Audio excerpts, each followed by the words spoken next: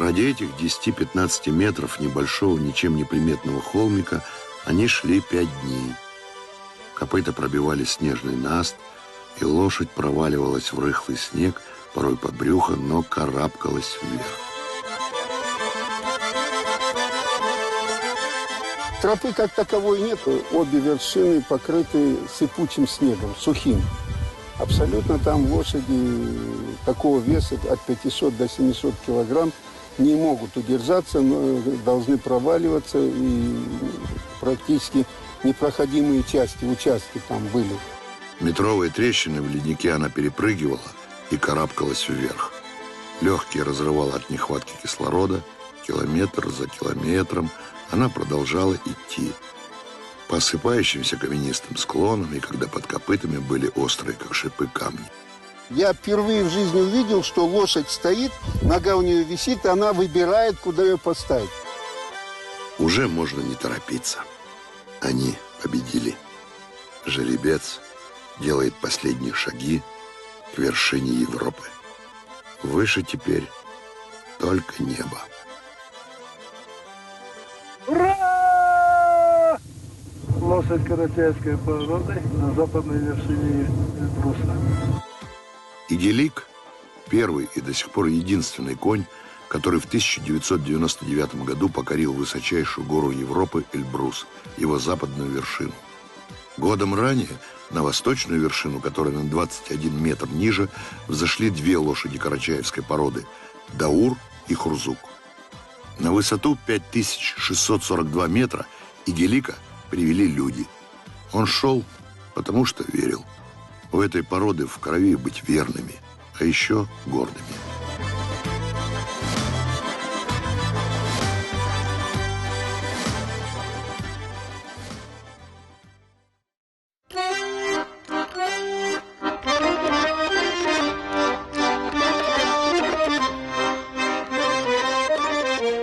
Это очень сильный конь, у него очень крепкий характер, он гордый, но это все-таки трудный конь, трудная лошадь. Не все могут ездить на Карагьоза. У него слишком сильный характер, и надо уметь. Рожденный в Карачае жеребец Каракёз теперь скачет по лугам Нормандии. Призы и награды этих скачек украшают стены жилища его хозяина. Среди них и первое место в пробеге на 40 километров. А еще они вместе участвуют в охоте, обставленной, как бывало в XVI веке. Забава у французов такая. С холодным оружием и гончими гонят крупного зверя.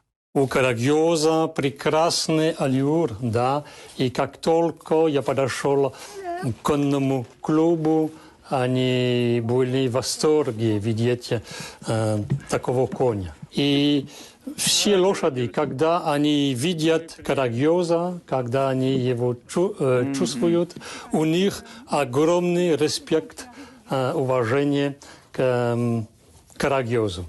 Все лошади боятся Карагьоза.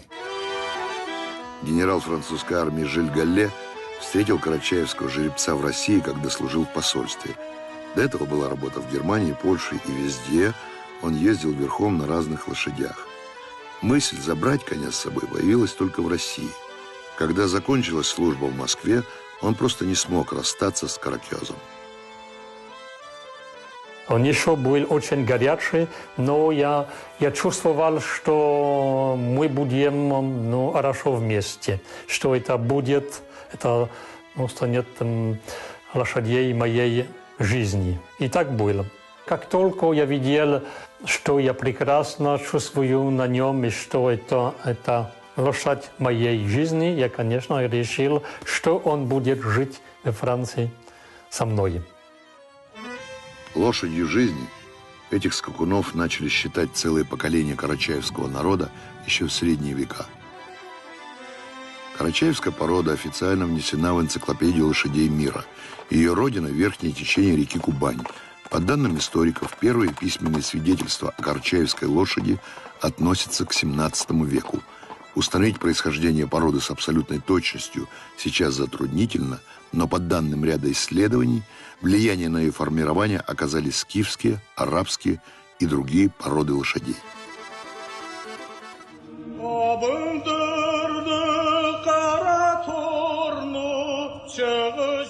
Лишь ветерок предрассветный подует, уже на ногах мы темно-гнедой. Зорким взором глядит на дорогу мой верный гнедой. Покрылась белым инеем его вороная грудь, легка его поступь твердым копытом, он разбивает лед. Чепрак, что на нем соткан из чистого серебра, каким бы ни был тяжелым наш путь, он не подводит меня. Ой, конь мой гнедой, мой темно-гнедой, он не собьется в пути. Он верен лишь мне одному, и ест он только с моей руки. Вверяя жизнь своему гнедому, выезжал я часто в путь. Как его потерял я, свинцовая тяжесть сдавила мне грудь.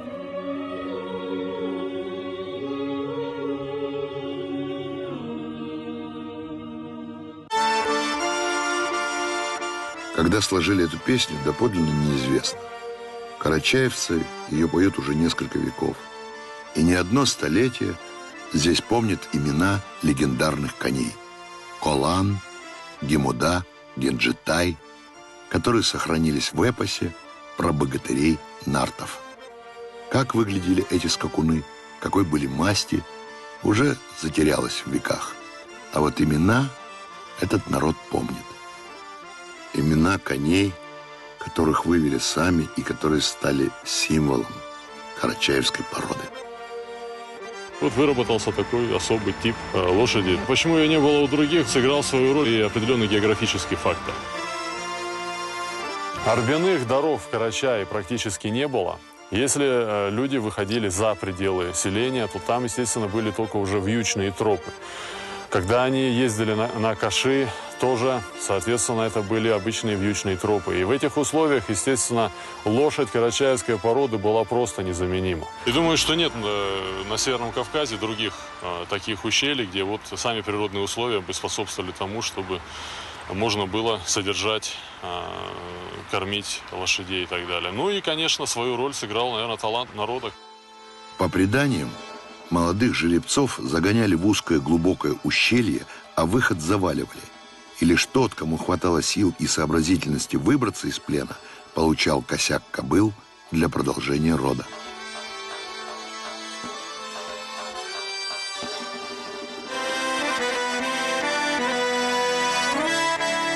Аул Учкулан в верховьях реки Кубань, у подножия Эльбруса. Именно здесь в XIX веке находилась столица Карачая. Рядом аулы Хурзук и Карджурт. И для любого карачаевца, где бы он ни родился, эти места, это ущелье, и есть историческая родина его народа. Это сердце Карачая.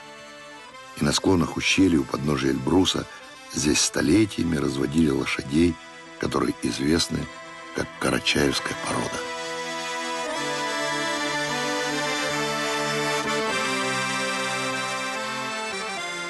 Лошадь всегда сопровождал человека с рождения до смерти. Мужчину, карачаевского мужчину.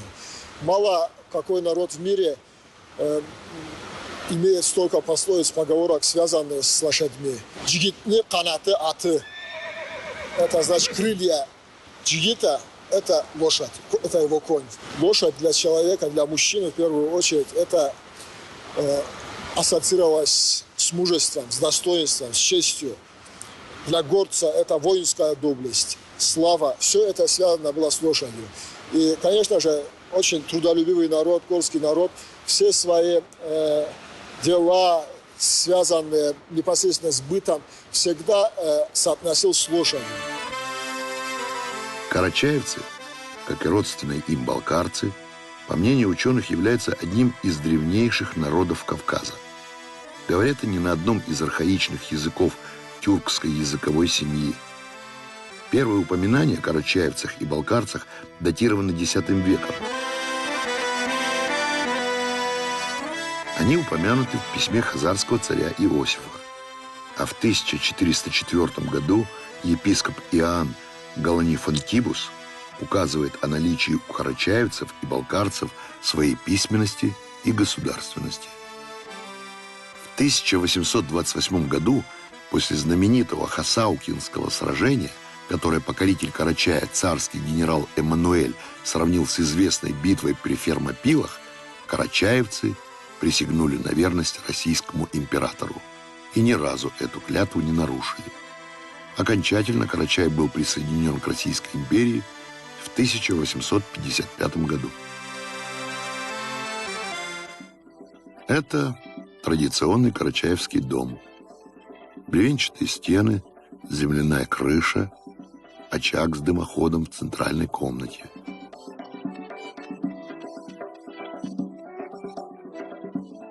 Во дворе подсобные постройки, в том числе и для домашнего скота.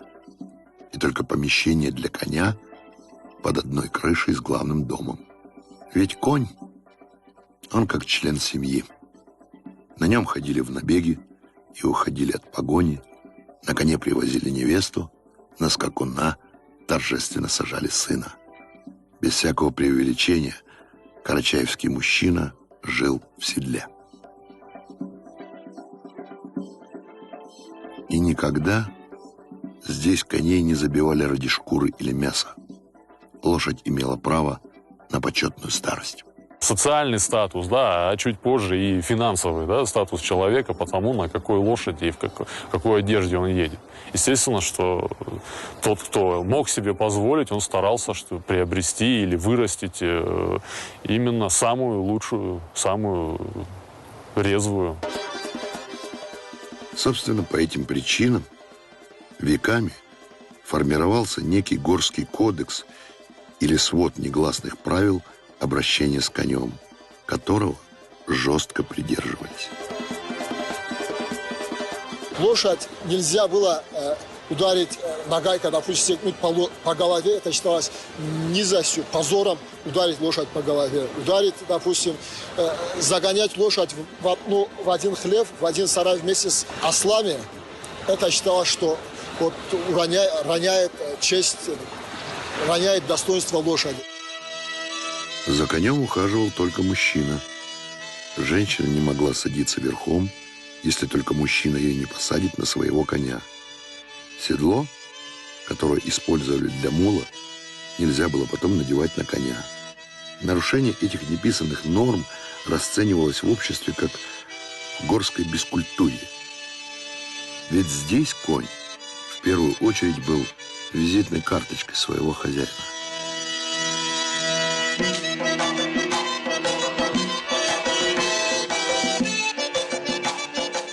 Одним из самых дорогих и почетных подарков это была лошадь, но только в полной комплектации, если можно так выразить. То есть сбруя, снаряжение, и прилагался если комплект оружия, который как раз требовался для всадника. Это был в свое время самый роскошный подарок. Взять княжескую дочь замуж без этого было невозможно.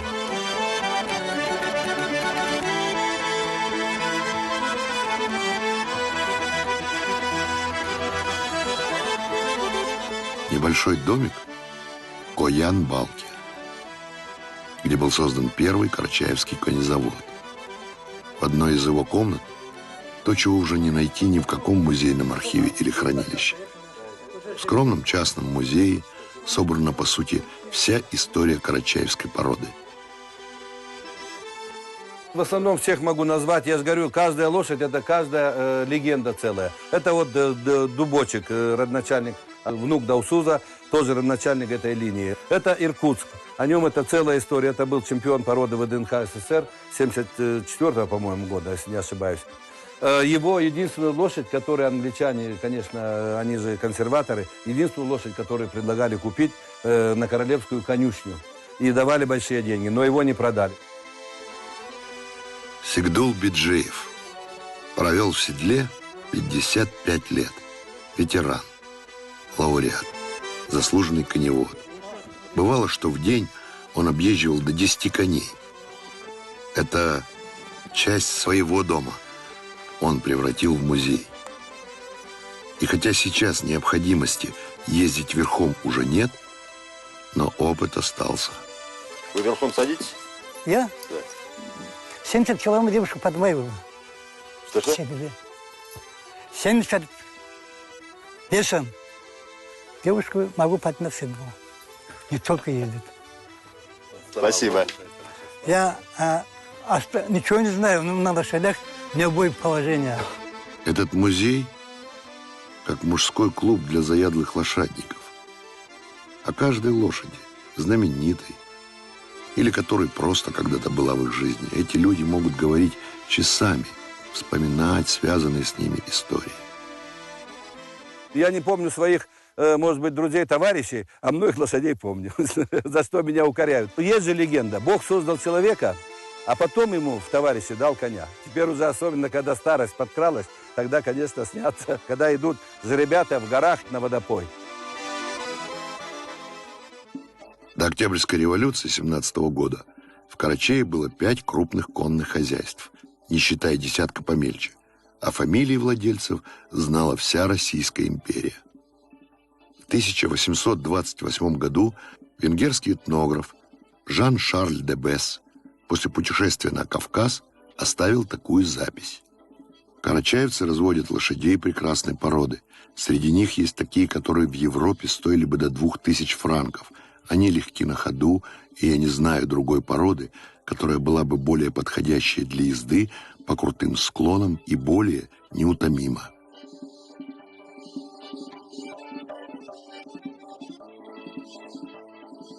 Так непринужденно скакать по склону в 45 градусов лошадям с другими ногами не получится просто физически. Особое, сформированное веками и приспособленное для гор строение ног или копытный рог – один из секретов карачаевских лошадей. Копытный рог отличается по форме и по крепости. Форма, значит, подними ножку, дай ножку, ножку дай, ножку. Вот, у нее хорошая форма, стрелка не достает до земли, значит, лошадь не будет хромать. А если стрелка высокая, плоская копыта, значит, по каменистой местности эта лошадь двигаться не может. Только утеряет подкову, она сразу начинает хромать. Ну и по форме. Ровненькие подковы, небольшие. Вот. По двум этим причинам.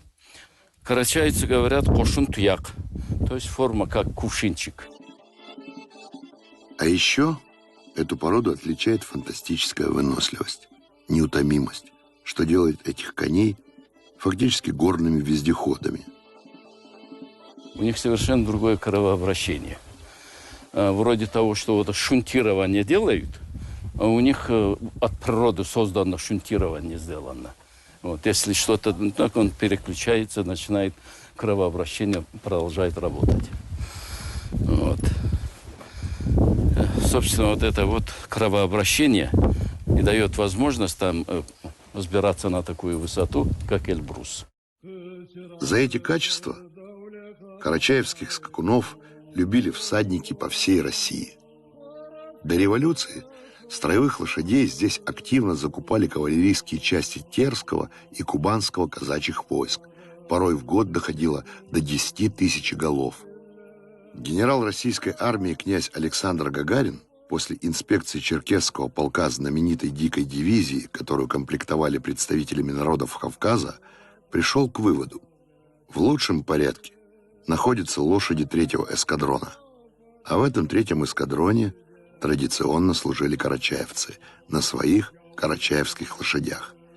Есть даже воспоминания о том, как, уйдя на русско-японскую войну, 3 жителя Карачая – Урусов, Хасанов и Эбзеев – вернулись с Дальнего Востока домой через всю империю на своих конях.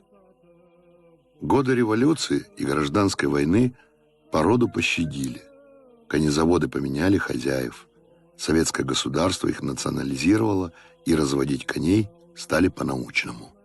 Вот 5 коннозаводчиков упоминалось в исторической справке. Первоначально было собрано более 1500 голов лошадей в конном заводе. Он начинался на конхуторе, отсюда здесь, за Медовыми водопадами на высоте почти 1500 метров. Ну, когда поняли, что там очень высоко и неудобно, спустили сюда и в 30-м году организовали конный завод вот здесь.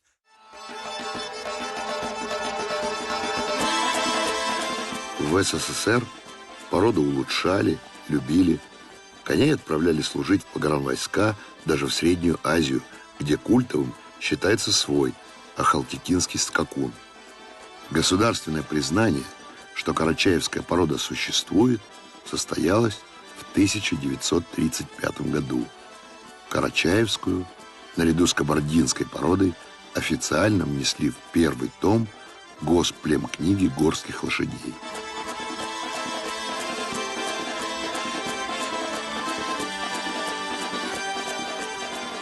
Как следствие, призы, медали и громкий успех скакунов из ущелья Учкулан на выставках, смотрах и соревнованиях и в Советском Союзе, и за границей.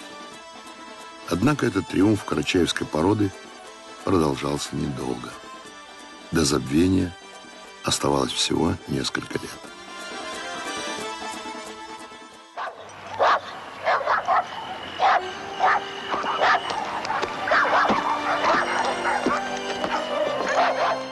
Ноября 1943 года. Грубый стук в дверь. Направленные дула автоматов. Брань. Плач детей, вой собак. В Карачае войсковая операция. Солдат и местных жителей почти поровну. Это депортация. Карачаевский народ решением Сталина выселяет в Среднюю Азию. Трагический путь длиною в 14 лет. Он начался в то осеннее утро, когда, превратив рельсы в бесконечные носилки, а грузовые вагоны в большие деревянные гробы для целого народа, карачаевских стариков, женщин и детей отправляли на восток. 69 267 человек за 2 часа лишились Родины. Много позже это решение было признано ошибочным, но тогда, в 43-м, десяткам тысяч человек, от младенцев до стариков, страна отказала в своем доверии и, как значилось постановление руководства СССР, за массовое пособничество фашистским оккупантам. А на фронтах Великой Отечественной в это самое время воевали около 16 тысяч карачаевских мужчин и женщин, из которых 9 тысяч погибли, защищая Родину. 11 человек стали героями Советского Союза. С учетом численности народа, пример уникальный. На дорогу дали что-нибудь там на 10 суток, что захватил, то захватил. А что захватил? Женщины и дети остались. Остальные все в войне. В войне были. Никто так...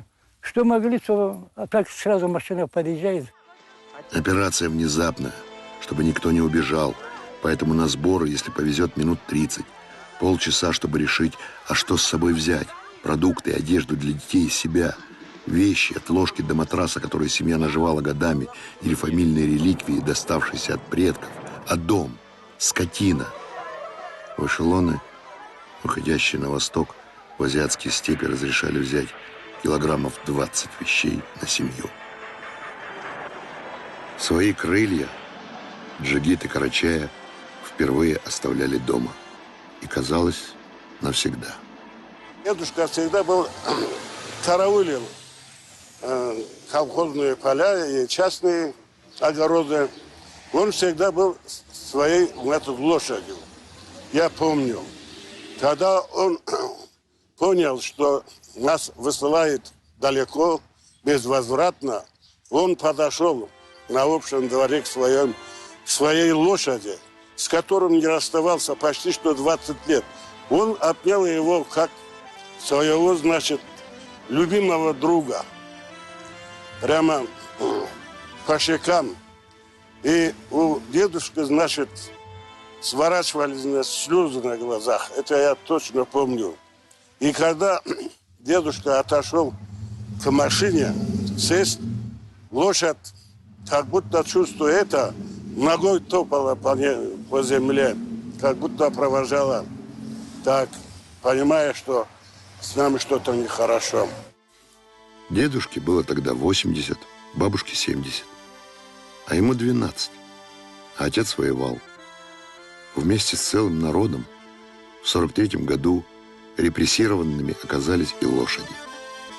Но если о национальности людей, пусть и лишенных родины, заставить всю страну взять и забыть было невозможно, то название «карачаевская порода» просто перестало существовать, будто ее и не было.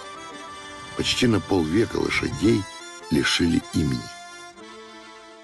Конечно, были утеряны во время войны, когда было переселение хорошей линии жеребцов, была утеряна работа по этой породе. Порода была как бы нет народа, нет породы. Часть лошадей перегнали в конные хозяйства соседних республик. А в самом Карачае конезавод остался и продолжал работать. Вот только родословные скакунам меняли. Во второй, третьей и последующих государственных племенных книгах, своеобразных свидетельствах о существовании породы карачаевская уже не упоминается. И когда карачаевцы вернулись назад, пытались восстановить ее, но, к сожалению, это не удавалось.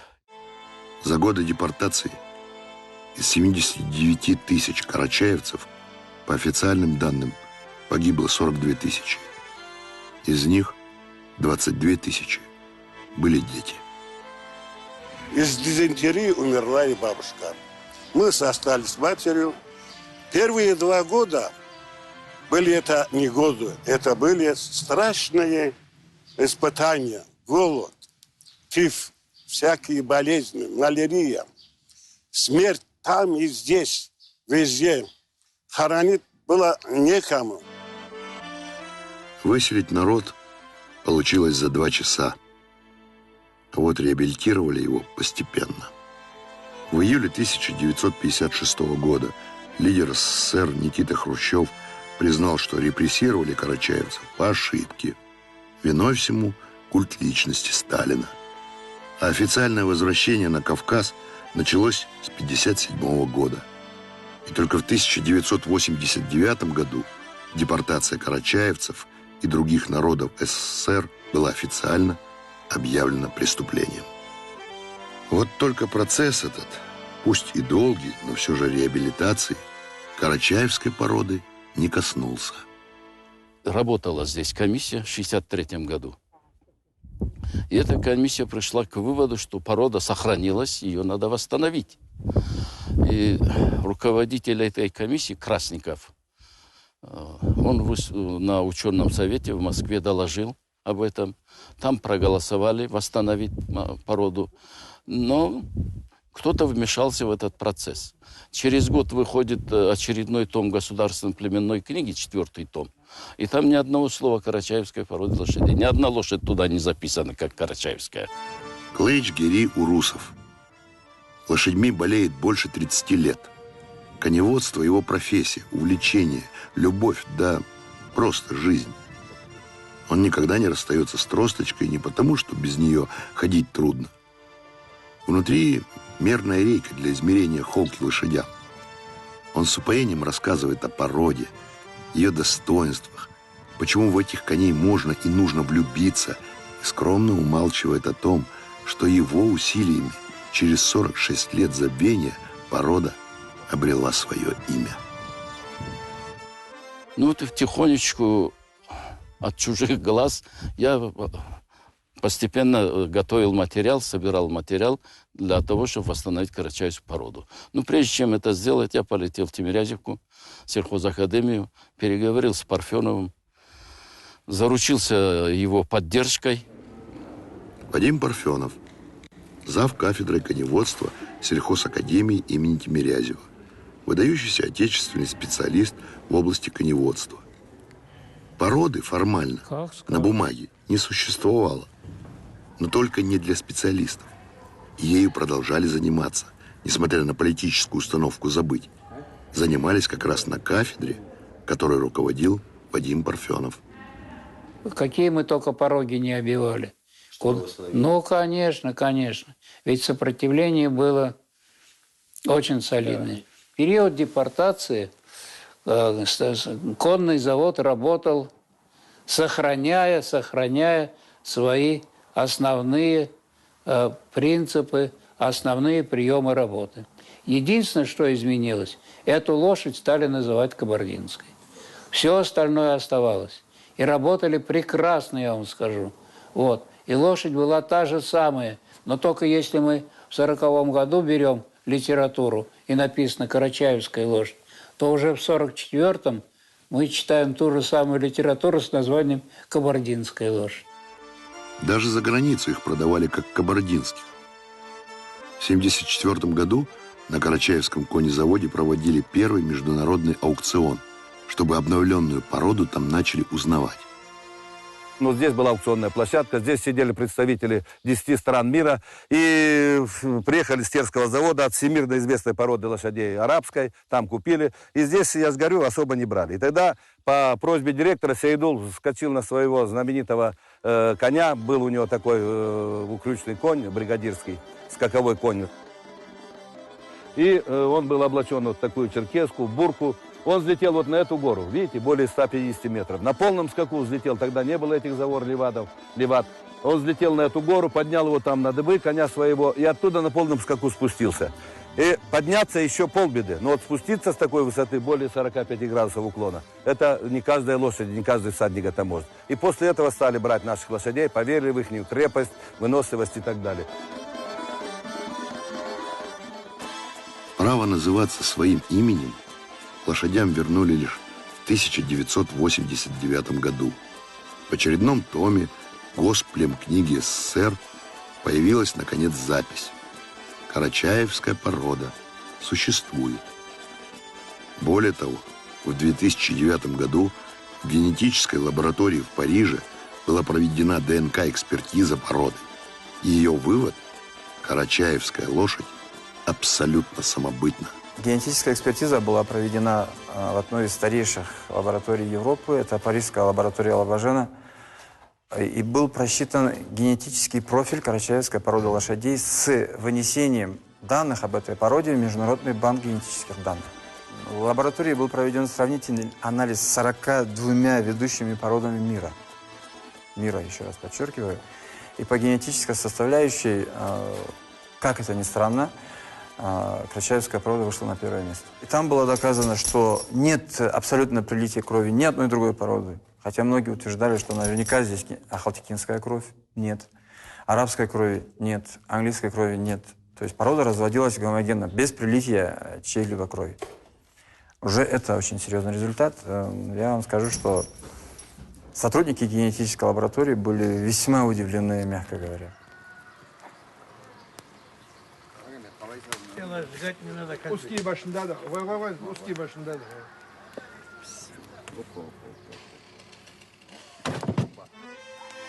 Это тавро карачаевской породы. Из всех пород, которых разводят в России, только у карачаевцев есть свое тавро.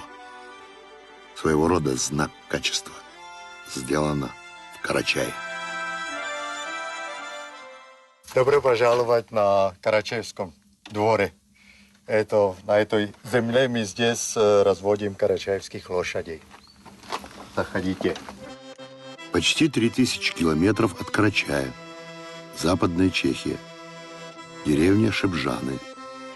Их здесь имеем только в течение дня, когда с ними работаем. Все, они постоянно живут на пастбище, днем, ночью, летом, зимой, выдерживают температуры от плюс 40 до минус 30. То, что здесь бывает, абсолютно без никаких проблем. Йозеф Энтлих. Местная знаменитость. Конезаводчик, фермер, землевладелец. В табуне 52 лошади. 4 года назад он привез из России первого жеребца и не пожалел об этом ни разу. Наоборот, радуется, что благодаря ему Восточная Европа открывает для себя сейчас эту породу. Чем дольше их знаю, тем могу сказать, что я их люблю больше и больше. Потому что эта лошадь очень выносливая, очень, которая не нуждается никаким специальным сервисом. Для этих условий здесь она годится прекрасно. Так что что к этому больше сказать? Просто лучшей породы я не представляю. Известность и популярность породе принесли победы в состязаниях, многокилометровых пробегах по пересеченной местности. До недавнего времени бесспорными фаворитами здесь были арабские скакуны. Но неожиданно для всех, кроме, конечно, Йозефа Энтлиха, на пьедестале почета их подвинули его карачаевские лошадки. Они участвуют и в общечешских соревнованиях, и в своих местных, которые Йозеф Энтлих организует в этих местах, в пробегах на 25 и на 90 километров. Впрочем, в Чехии теперь смогли оценить не только спортивные качества карачаевской породы, о которых в самом Карачае давно и хорошо известно. Кто-то заводит себе котенка, кто-то щенка, а известная в Чехии модельер Ивана Фолова купила вместо них жеребенка. Даже не столько себе, сколько своей маме, чтобы той не было скучно.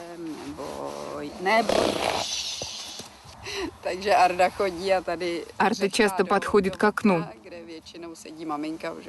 Знает, что мама сидит в доме и всегда ждет, что она угостит ее морковкой. Очень умное, интеллигентное животное. Все помнит. Фолова – лошадница со стажем. До Арды, которая у нее уже 4 года, она держала пару лошадей местной породы. Когда я приехала покупать, то выбрала ее мгновенно. Это была любовь с первого взгляда. И теперь это моя лошадь. А своей маме она подарила собачку. И теперь, как это было принято испокон веков в Карачае, лошадь и пес в этой семье растут вместе. Исторически они составляли боевую пару в помощь хозяину-горцу. А вообще в Чехии держать лошадь – экзотика, а карачаевскую – экзотика вдвойне. Только вот в последние пару лет кавказская экзотика таковой здесь быть перестает. Конечно, арабские лошади популярны. Их знают во всем мире, у них богатые хозяева. Но карачаевская порода ничуть не хуже.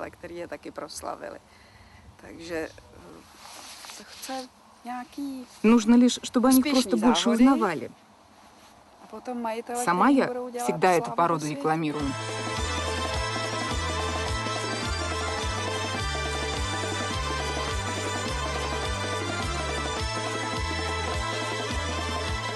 Такого в Чехии пока не увидишь.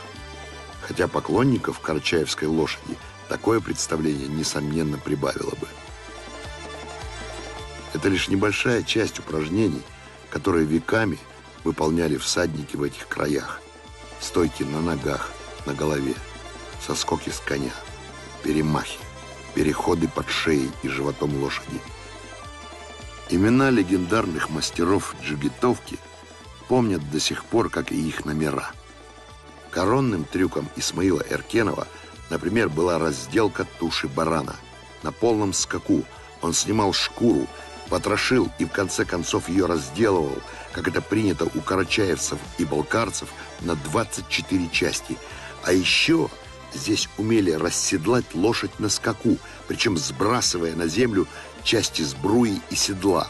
На обратном пути всадник все это собирал и вновь оседлывал коня. Такая особенность у карачаевских лошадей, как очень мягкие аллюры, очень мягкие в движениях. Ведь проводят часто люди на лошади сутками, вот когда пасут скот, перегоняют или еще что-то.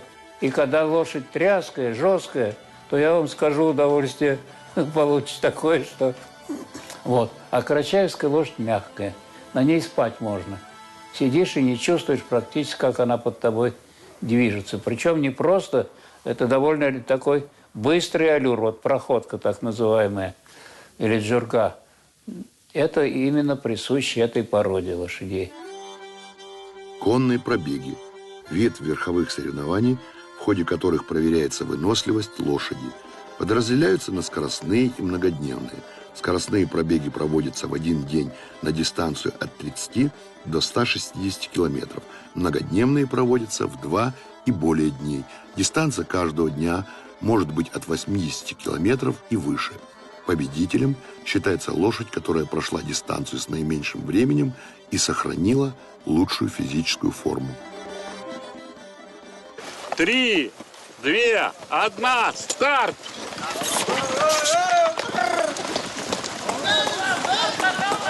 Похлопали, поприветствовали всадника.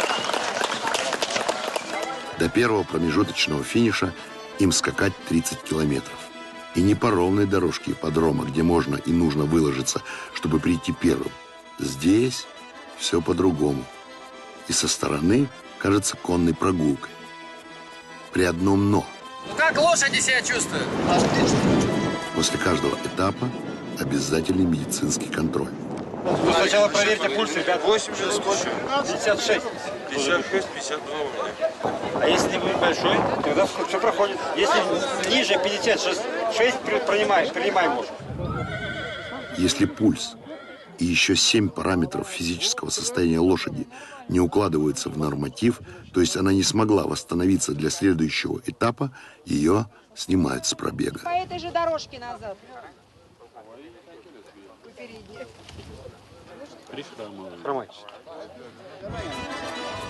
И требования очень жесткие. Отдых 20-30 минут. Пульс не больше 56 или 64 ударов в минуту, в зависимости от дистанции. Ну, без ущерба для здоровья она может проскакать 160 километров с перерывами. В 1935 году был пробег вокруг Кавказского хребта в сильные морозы, в снегах. И, в общем-то, лошади карачаевской породы прошли достойно и выиграли. Дистанция в том легендарном пробеге была 3000 километров. На Клухорском перевале карачаевские жеребцы шли во главе колонны, прокладывая путь другим лошадям по снегу глубиной до 1,5 метров. Глядя на результаты пробега, советская власть рассудила, что пускать на самотек разведения такой породы будет не по-хозяйски. Сейчас в Карачае примерно 25 тысяч лошадей, десятки мелких и крупных хозяйств, и практически в каждом есть свои чемпионы, которые брали призы на российских и международных соревнованиях. Просто лошадей карачаевской породы веками выводили как раз для такой работы, а победы в состязаниях лишь подчеркивают их природные возможности. Весь мир на этих конных пробегах скачет только на арабах. И до сегодняшнего так было, по крайней мере. И из России, российская порода, называемая карачаевская, выехала и в Америку, и на чемпионат Европы, и чемпионат мира, и в Англию. И российская лошадь может соревноваться и выигрывать эту арабскую лошадь, понимаете? Ни одна лошадь в мире не может с ней соревноваться. А карачаевская, это российская порода, может выигрывать эту арабскую лошадь и соревноваться. И это, я думаю, гордость не только Карачаево-Черкесии, а всей России. Благодаря участию в пробегах стоимость жеребцов неуклонно растет. Но есть и оборотная сторона участия карачаевских лошадей в европейских соревнованиях. и специалистов она настораживает. Дело в том, что на таких высотах, на которых коней используют заводчики в горах Кавказа, в Европе их не эксплуатируют. А для победы там селекционеры выбирают коней, приспособленных к более мягким европейским условиям. И получается, что неполное использование высоких качеств породы может привести к ослаблению ее потенциала. Единственное исключение – Кубок Тивиса, дистанционный пробег западных штатов США. Там скалы, да, по 2-3 километра вниз. И здесь метр тропа, да, идет. Люди проходят там, и лошади. Хозяин идет на четвереньках, и лошадь потихонечку переходит этот участок, который там комментирует, как это трудно.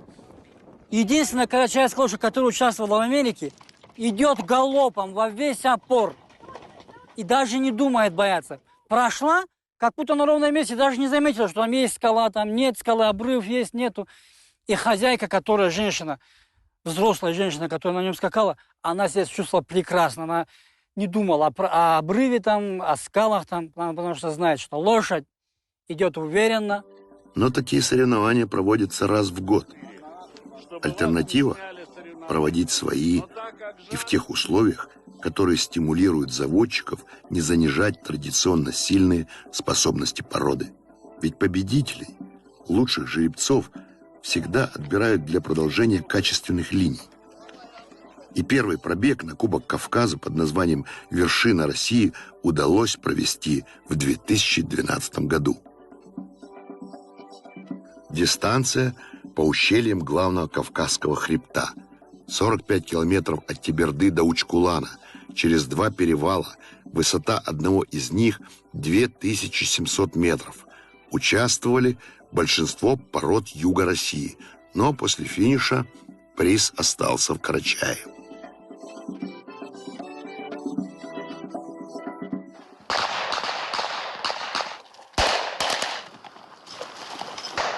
Миномет!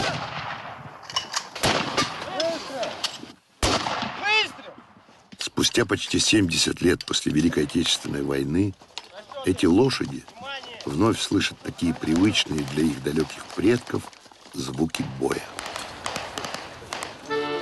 Когда закончилась Вторая мировая война, кавалерия в СССР как отдельный род войск перестала существовать. Спустя годы о рабочей пользе лошадей для военного дела вспомнили вновь. Оказалось, что далеко не везде без них можно обойтись. И теперь на вооружении 34-й горной бригады стоят и карачаевские кони.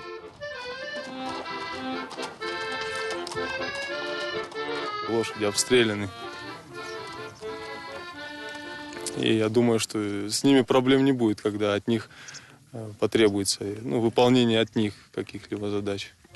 В горах они незаменимые. Любая другая порода здесь практически может и не выдержать. Там месяц поработает, он и все его уйдет на выбраковку. А они здесь работают, как говорится, от рождения до смерти. Они работают практически каждый день в условиях высокогорья, ровно в тех местах, где особо и не пройти, и возят минометные расчеты килограммов по 100 на спине. Но для солдат эти лошади больше, чем просто армейское имущество. Как и века назад, они крылья джигита.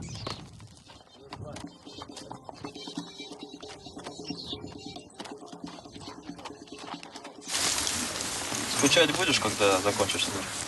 А я, может быть, заберу себе. А куда? Карачаевск. Сам из Карачаевска, да? Нет, я просто сюда приехал служить, а так из Мордовии далеко. Хотя я в Карачаевске останусь здесь. Ну, они, в принципе, однолюбы лошади. Допустим, вот ваш лошадь, там, хозяин, он может ни мне, ни ему другому не подчиниться. Потому что он привык к одному хозяину. И вот эта вот верность у нее заключается в этом. Признает она вообще только меня, можно так сказать. Кроме меня его никто не может поймать, подойти. оседлать. Кто-то может там, если он уже как бы оседлал я его там, поймал, привязал, кто-то может сесть. Ну, сядет, как, далеко не уедет.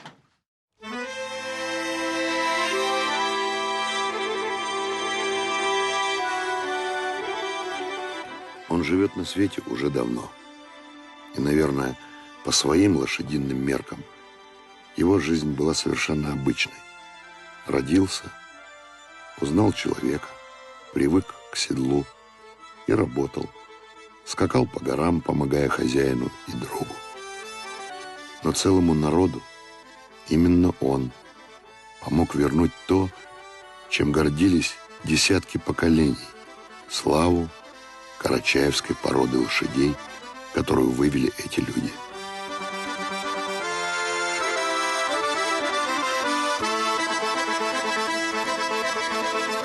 Это он, Игилик, единственный из лошадей, сумевший покорить вершину Европы Эльбрус. Сейчас ему уже 27 лет. По человеческим меркам глубокий пенсионер.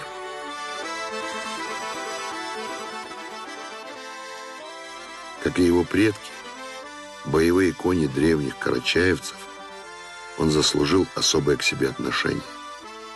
Заслужил почетную старость и право жить столько, сколько сможет.